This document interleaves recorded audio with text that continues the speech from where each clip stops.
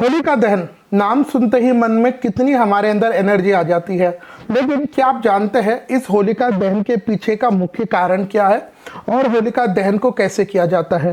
देखिए, भगवान श्री हरि विष्णु के ही दो पार्षद थे, जय और विजय।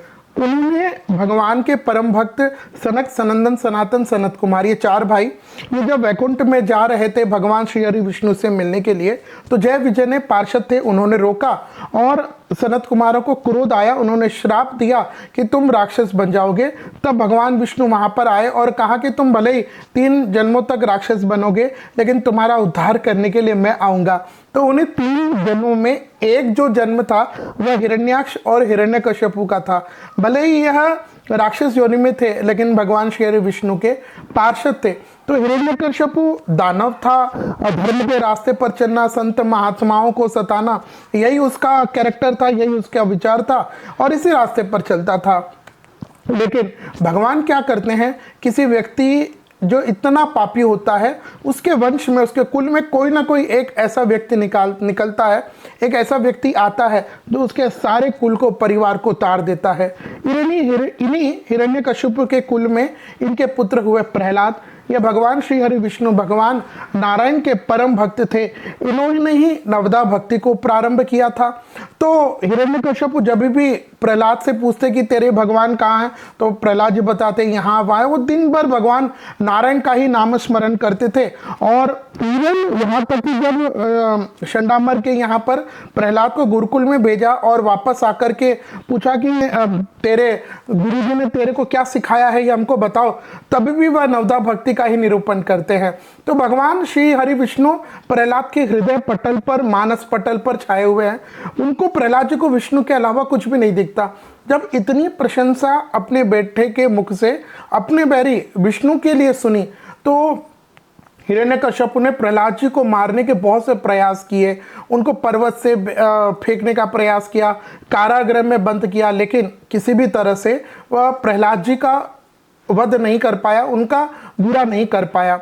जब बहुत थक हार गया तो एक दिन यही हिरण्यकश्यप की बहन थी होलिका, इसको भगवान के द्वारा, ब्रह्मा जी के द्वारा वरदान था कि इसको एक शॉल मिली थी, एक कंबल मिली थी, जिसको अगर वो ओढ़ करके बैठती है, घूमती है कहीं भी, तो वो जलेगी नहीं।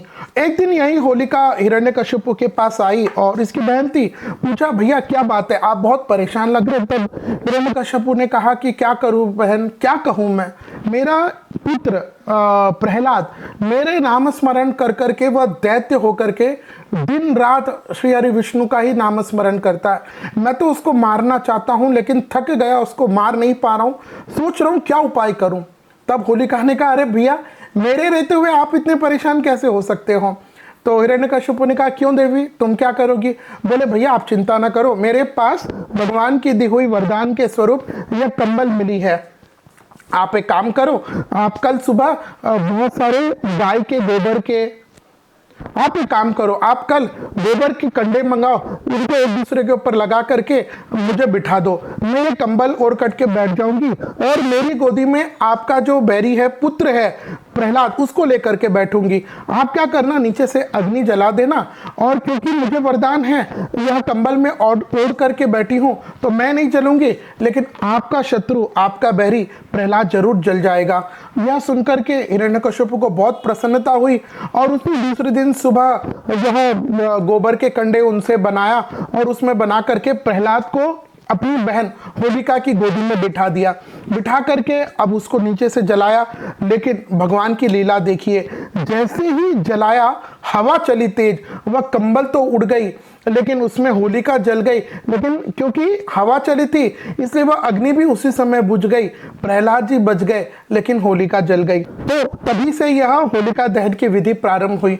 लेकिन दुर्भाग्य, आजकल जब लोग होलिका दहन करते हैं तो देखने में आता है लोग टायर जला देते हैं, लकड़ियों का अंबार जो पुराना वेस्ट होता है वो उसमें जला देते हैं, प्लास्टिक जलाते हैं। नहीं, हम इस तरह की गंदगी जला करके हम अपने वातावरण को पवित्र कर रहे हैं। होलिका दहन बहुत पवित्र त्योहार है। आप सभी से प्रार्थना है कि आप गोबर के कंडों से ही होलिका दहन कीजिएगा, शुभ मुहूर्त पर होलिका दहन कीजिए। और काफी लोग टोटके भी करते हैं, मैं उनमें नहीं जाऊंगा। मैं तो कहूंगा ये त्योहार है, इसको भक्ति भाव से, धर्म की दृष्टि से और भगवान नरसिंह के स्वरूप, भगवान विष्णु का स्वरूप नरसिंह, उनका नाम स्मरण करके हम सभी को होलिका दहन करना चाहिए।